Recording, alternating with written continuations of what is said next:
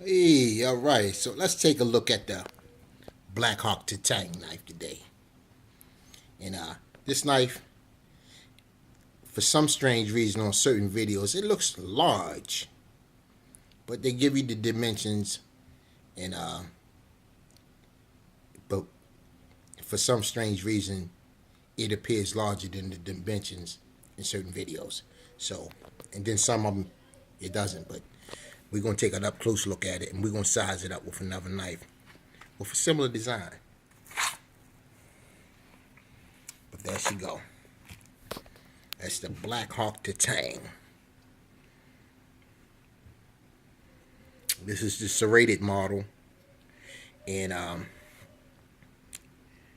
it appears that's all they come in nowadays is the serrated model.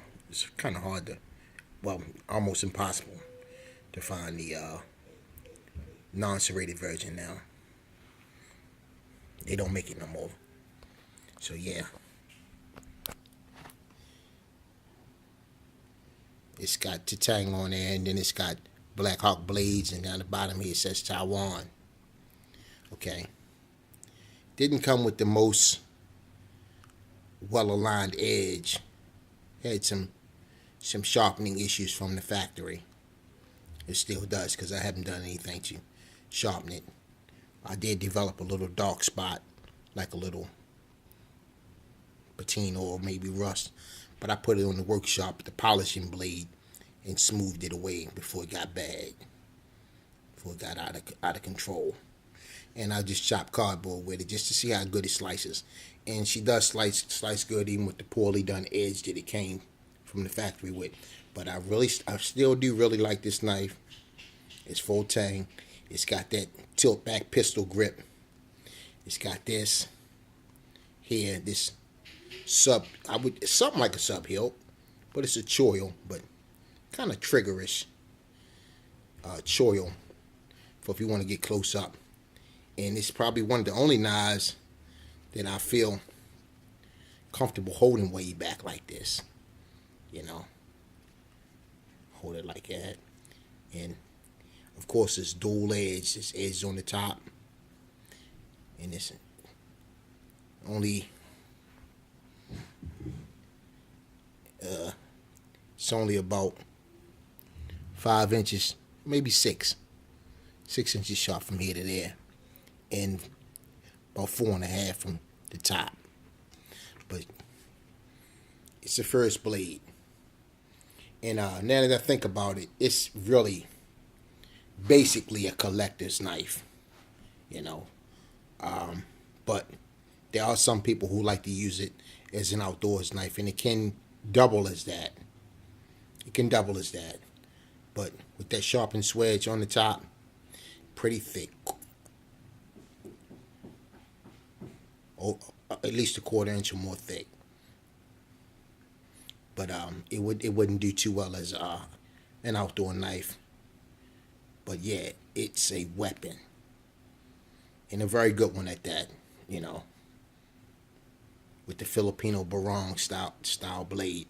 That's what that blade is modeled after. It's modeled after the Filipino barong. It's got some jimping on the top. It's got a really strong, durable plastic handle with some texturing on the made into the handle, which feels good. You know, because plastic can get a little slippery, but that helps it, and it gives a little space in the hand. Stop it from holding the plastic too tight, which will make your hand sweat. So yeah, that's a good idea that they did that. It was thought out pretty well. It's got a nice lanyard hole.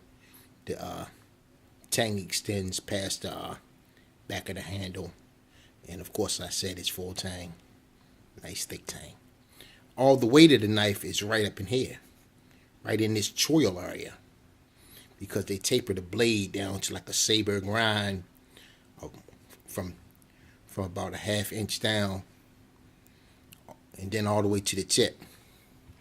Saber grind all the way down, flat saber grind, all the way to the tip here.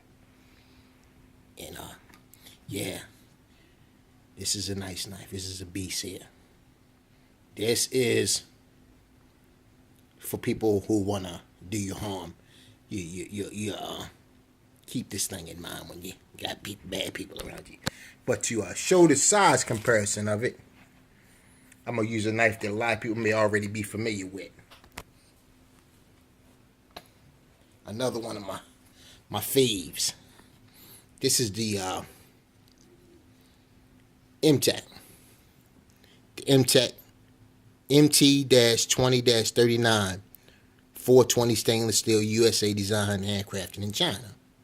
Okay, now I had a little bit of tip damage on this, and I corrected and I tried to sharpen it up a little bit and fix the tip. I did fix it.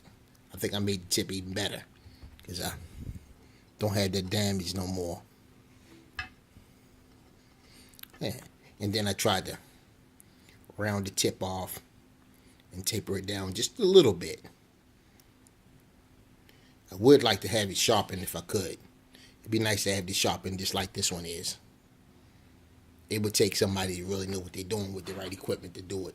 I wouldn't be able to do it. I thought I could, but I wouldn't. I had a difficult time getting that right with that workshop. It takes a lot of grinding on that to do this, but it's possible if you really want to put the time in. But yeah, when you look at the two together, from where blade begins, the blades begin right here. Okay, so it's about the same. This one's a little bigger, a little longer, about a little more, a little more than a 1/4 inch in blade. Excuse me. But for the most part, they're pretty much the same size. So yeah, this one's a 1/4 inch longer than that one. And this one has more handle. The handle starts here. So when you look at it, the handle starts there. You get more handle, and the blade starts about right there. And the blade sort of is there, and that's the extra blade you get. So you get here that much extra blade. That's a 1/2 inch. So yeah, wow. The little bit you get really does make a lot of difference when you got a blade that's that heavy, that first, and it's made out of a good carbon steel because it's made out of 1085 high carbon tool steel. And that's what makes the difference, and that's what gives this knife its value. The steel that it's made out of. But I wouldn't recommend it to people who like to go out and camp with knives. I only recommend it for people who are into collecting weapons, because that's what this is. This is a home defense knife. So yeah, unless you can carry a dual-edged knife in your state legally, because this would be a dual edge and it would be considered a dagger, this is one you might want to think twice about. But nevertheless, it's one of my favorites, and I like it. I also like this, but of course that one's much better. And I just wanted to give the YouTubers a good look at them.